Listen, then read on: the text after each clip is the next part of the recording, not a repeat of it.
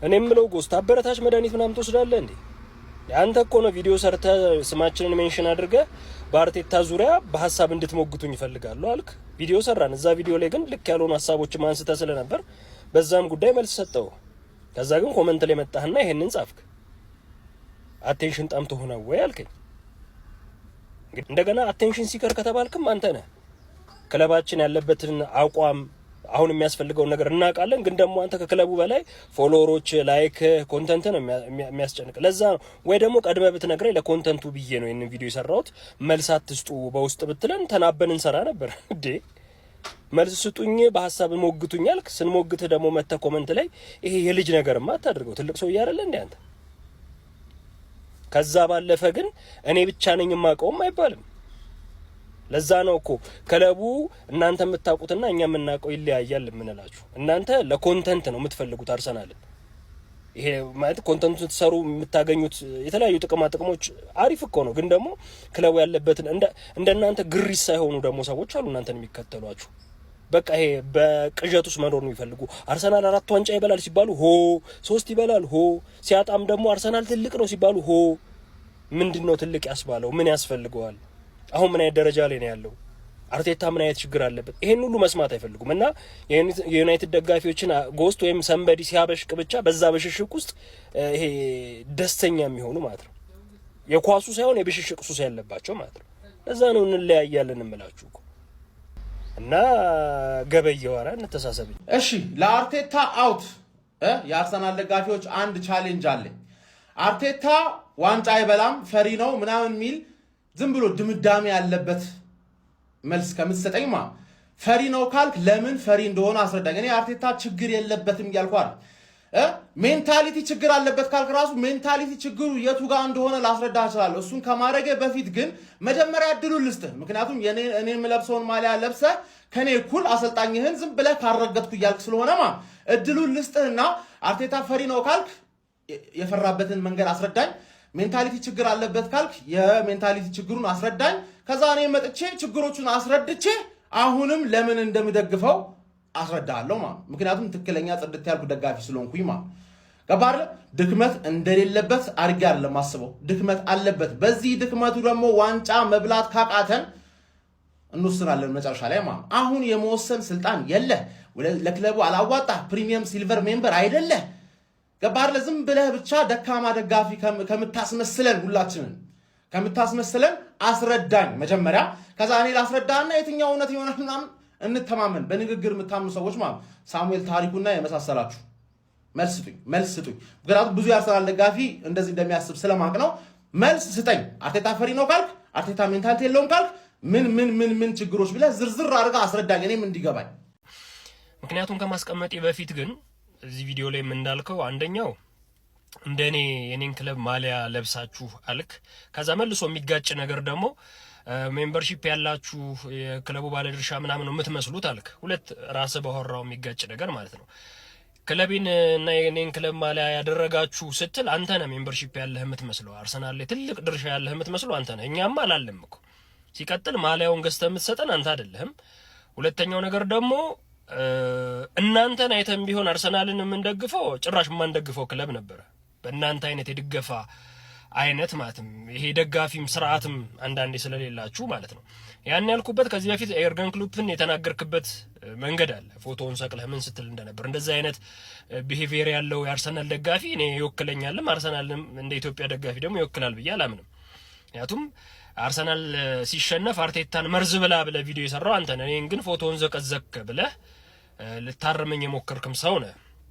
አንዳንድ ጊዜ ዝም ብሎ ለቪው ለፎሎወር ምናምን ብቻ ኮንተንት የምትሰሩ ሰዎች አላችሁ። እኛ ደግሞ የኮንተንት ችግር ሆኖብን ሳይሆን እግር ኳሱን ስለምንወደው የአርሰናልም ደግሞ ደጋፊ ስለሆንን ነው። እንዳንተ አይነት ደግሞ ማንነት ያላቸውም ሰዎች አሉ። ረጅም ዓመት እኮ ነው አርሰናል እንደደገፍ ነው እኛ ሪል የአርሰናል ደጋፊዎች ለምናን የሚሉ ማለት ነው። ሪልና ፌክ እንዳለው ሁሉ አላቅም ነበር። ከእናንተ ጋር የሚያርሰናል ደጋፊ መባል በራሱ አንዳንዴ ያሸማቅቃል። ምክንያቱም አርሰናል በተሸነፈ ቁጥር ወጣችሁ ፐርሰናል እያረጋችሁት የሌላ ክለብ ደጋፊዎችን ስለምትሳደቡ በዛ ደግሞ ቪዲዮ እየተሰራባችሁ እንደዚህ ናቸው እኮ የአርሰናል ደጋፊዎች ስንባል አይተናልና በጣም የሚደብርም ነገር እያደረጋችሁብን ያላችሁት እናንተ ናችሁ። ወደ ዋናው ጉዳይ ስንመጣ ግን አርቴታ ለምንድነው አውት የምትሉት ለምትለው አይን ያለው እንግዲህ ኳስን የሚያይ አርሰናል ደጋፊ ብቻ አይደለም ከአርሰናል ደጋፊ ውጭ ያለም ሰው የሚያውቀው ነገር ነው። ይሄንን 6 ዓመት አርሰናልን ሲያሰለጥን መጀመሪያ ኡናይ ኤምሬ በሰራው ቡድን ላይ መጥተው ነው ኤፍ ኤ ካፕ የበላው። ከዛ ውጪ ምንም አይነት ታሪክ የለንም።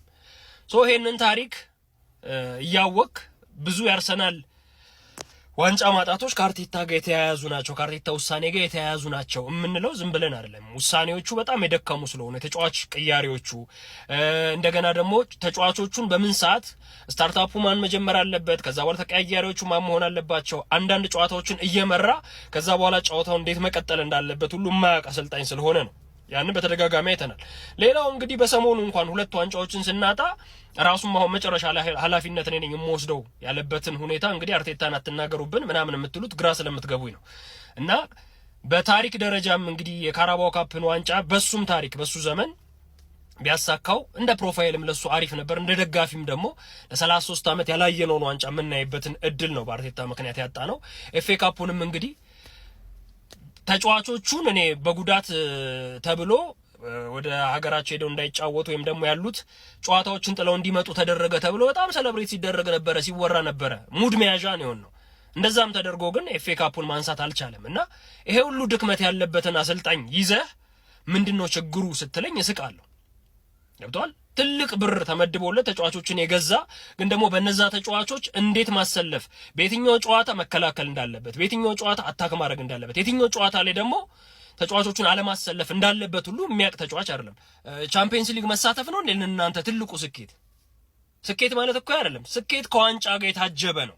ለፓርላማ ሰዓት ቆሞ የቀረ የዋንጫ ታሪክ ይዤ ልፎክር አልችልም። መንቀሳቀስ አለበት። እነዚህ ያለፉትን 2 ዋንጫዎች ብንበላ ጥሩ የሆነ መነቃቃት ይፈጥር ነበር። 22 ዓመት ላይ ስታክ ያደረገ የፕሪሚየር ሊግ ዋንጫ ታሪክ ይዤ ደረቴን ልነፋ አልችልም። ምንም አይነት የቻምፒየንስ ሊግ ታሪክ የሌለው ክለብ ይዤ ደረቴን ልነፋ አልችልም። ባይዘው የኔ አባት የሄነሪን ፎቶ ከኋላ ስላረክ ኳስ ታውቃለህ ወይ? በሄነሪ ዘመን ኳስ ተመልካች ነበርክ ማለት አይደል?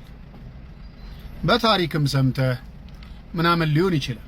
ስለዚህ የምታፋገሩ ሰዎች የበፊቱ ማሊያ ምናምን እያደረጋችሁ ወይንም ከኋላ የበፊት ተጫዋቾችን ፎቶ እያደረጋችሁ የምታወሩ ሰዎች ስለ ኳስ ምንም እንደማታውቁ በእርግጠኝነት ነው የምነግርህ። የኔ አባት ኳስ በመሬት አርግ በቃ እንደገኛ ወደ ሌላ ክሊፕ አትክተቱን። በቃ አራዳ ልጅ ይመቼ፣ በተመቸ መንገድ ተጓዝ፣ ጥበስ፣ አይመለከተኝ። ግን አታፋግር። በቃ አፋግራለሁ ስትል በማታው ፍላይት ነው ምን መጣል። የኔ አባት ይቻማችሁ። ለማንኛውም ስለ አርቴታ የሚሰማኝ ነገር እውነታውን ልንገራችሁ። ስለ አርሰናል ምን አይነት ምልከታ እንዳለኝ ጠንቅቃችሁ ታውቃላችሁ። አሁን ደግሞ ስለ አርቴታ የሚሰማኝ ነገር ልንገራችሁ።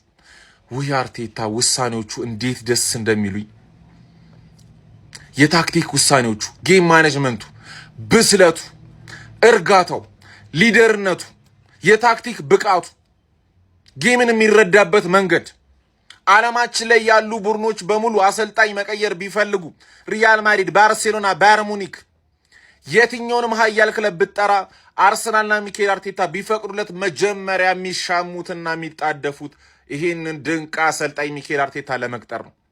ዘንድሮ እንዳይገርማችሁ ዘንድሮ የ2025-2026 ሲዝን የእንግሊዝ ፕሪሚየር ሊግ ዋንጫ ለአርሰናል ሰጥቷል። አልሰጠም ብለን ብንጨርስና ሚኬል አርቴታ ዓመቱ መጨረሻ ላይ ባዶ እጁን ብሎ አጨብጭቦ ራሱ ቢጨርስ እኔ ስቲፋኖስ ጠረጴዛው ላይ የ5 ዓመት ኮንትራት ነው ማቀርብለት፣ በአርሰናል ደማቅ ታሪክ የሚጽፍ ኮች ስለሆነ ማለት ነው።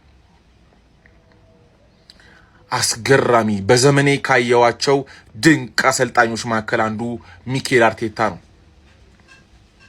51 ጌም አድርጎ 5 ጌም ብቻ ተሸንፎ 5ቷን ጌም ይዘመተ እምታለቅስ ከሆነና 40 ምናምን ጌሙን ለምን እንዳልተሸነፈ ተንተነክ ክሬዲት ካልሰጠኸው ለዚህ ኮች ዞር በል ከፊቴ ላይክ አልፈልግም። ሚኬል አርቴታ ይለያል።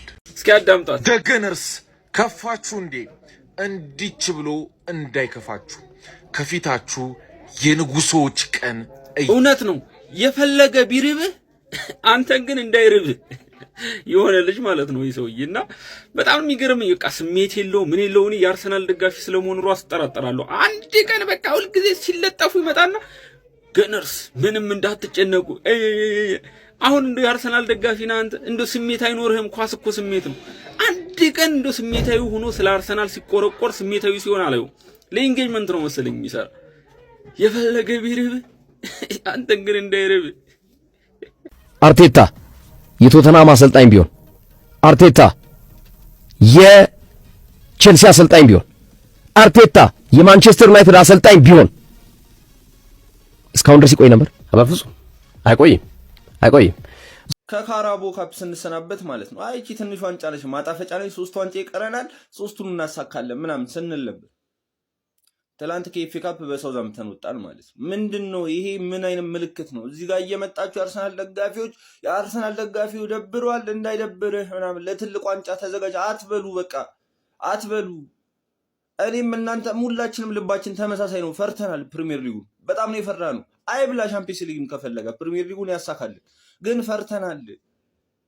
በጣም ነው የፈራነው። እንዴ አንሰካከስ፣ በቃ እዚህ ጋር እየመጣ ምናምን ደብሯል እንዴ እንዳይደብር አትበለኝ። ደብሮኛል፣ ጥግ ድረስ ነው የደበረኝ። እርግጠኛ መሆን እየከበደኝ ነው በቲሜ። ይሄ ታይም ነው፣ ይሄኛው ሰዓት ነው። ከዚህ በፊትም ተከታታይ 2-3 ዓመት ዋንጫ ያጣንበት ታይም ይሄኛው ዓመት። ስለዚህ እዚህ ጋር እየመጣን ነን፣ አንሰካከስ። ሁላችንም ፈርተናል። እኔ በጣም ነው የፈራሁት፣ በጣም ማለት ነው። የሲቲን አቋም እያያችሁት እኛ ምን ላይ ነን? ይኸው ከኢንተርናሽናል ብሬክ እሺ መጡ እንደ አደገኛ 11 ተጫዋች ምናምን መለስን። ይኸው ምን ፈጠርን? አንፈልገውም። ኤፍ ኤ ካፑን በጣም ነው አንፈልገው። እኔ በጣም ነው የፈራሁት። በጣም የሆነ እዚህ ታይም ላይ ሲደርስ ቲሙ ሜንታሊ አላቅም ምን ይሁን።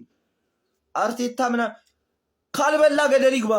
በዚህ ዓመት እሱ ፕሪሚየር ሊጉን ማሳካት ካቃተው ገደል ይግባ። አርቴታ ማያገባኝም። የት እንደነበረ ቲም አትርሳ ምናምን የፈለገበት ይሁን፣ የፈለገበት ደረጃ ላይ ይሁን። እንደሱ የተመደበለት የለም። ፈርሟል። በቃ አሁን ይሄ የመጨረሻ ዓመቱ ነው። በዚህ ዓመት ካላሳካ አርቴታ ራሱ ይመቸው። በቃ ቻው። እንዴ ምንድን ነው ቡርኔ ላይ እየተፈጠረ ያለው? 9 ነጥብ ትልቅ እንዳይመስላችሁ። ትልቅ አይደለም። አንድ ተስተካካይ ያለው በ6 ይሆናል። እራሱ ካሸነፈን ደግሞ በ3 ይሆናል። ከዛ ከኒውካስትል እንጫወታለን። ስለዚህ እኔ ፈርቻለሁ። ጥግ ድረስ ነው የፈራሁት። ስለዚህ አንሰካከስ። እዚህ ጋር እየመጣን ሁሌም እዚህ ጋር ወጥተህ በሃይማኖት ከቻልክ ጸልይ። አይ ሚዜነት ተስማምቶኛል የሚል ካለ ከአርቴታ ጋር መቀጠል ነው። ተመችቶኛል፣ ሁሌ ሁለተኛ፣ ሁሌ ለዋንጫ ደርሶ ማፈግፈግ ተስማምቶኛል ካለ መምረጥ ነው። አይ ኖ እንደ ጋርዲዮላ 20 ዋንጫ በ10 ዓመት ውስጥ እንዳሳካው ጋርዲዮላ ዋይኖት ቢያንስ አትሊስት 10 ዋንጫ እንዴት ይሄ ክለብ ያጣል ካለው ስብስብ። የአርቴታን መልክ ስለወደድከው ወይም የአርቴታ መልክ ደስ ስላለ ወይም አርቴታ ስላሳዘነ አይደለም። እዚህ ጋር የዋንጫ ጉዳይ ነው፣ የውጤት ጉዳይ ነው። የአርቴታ ውጤት ተመችቶኛል፣ አርቴታ አርሰናል ቤት ውስጥ ቢቆይ ጥሩ ነው የሚል ካለ እንደ ራሱ ምርጫ ነው የሚወሰነው። ሚዜነት የተስማማው ሰው ተስማምቶኛል፣ ሚዜነት የተስማምቶኛል ካለ መቀጠል ነው። አይ ኖ ዋንጫ ፈልጋለሁ ሁሌ እየተወዳደርኩ ሚዜነት ሰልችቶኛል የሚል ካለ ሌላ ደግሞ የዋንጫ አሰልጣኞችን መምረጥ ነው። ቡድን እኮ አቅም ስላለው እኮ ነው አሁን እኮ ችግር። ኤግዛክትሊ ሶ በእነዚህ 7-8 ዓመታት ጊዜ ውስጥ ሚኬል አርቴታ ማግኘት ከነበረበት 26 ዋንጫ 23ቱን ሲያጣ ያውም በቶርናመንት ደግሞ ከ26ቱ ዋንጫ አንድ ነው ያሳካው ኤፍ ኤ